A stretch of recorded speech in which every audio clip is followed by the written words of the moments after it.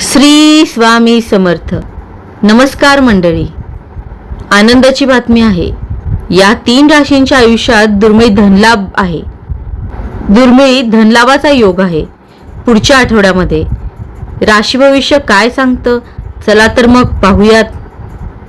मार्च महिन्याचा शेवटचा आठवडा या 3 राशींसाठी खूपच महत्त्वाचा असेल. या तिन्ही राशींच्या नशिबात खूप महत्त्वाच्या घडामोडी घडणार आहेत. एका राशीच्या नशिबात चांगला धनलाभही आहे. येणारा आठवडा म्हणजेच 23 ते 29 मार्च हा काळ 3 राशींसाठी खूप महत्त्वाचा ठरणार आहे.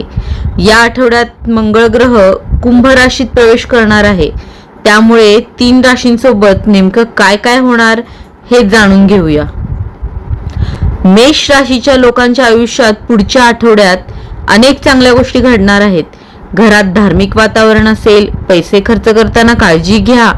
अचानक घरात मोठा खर्च करावा लागू शकतो.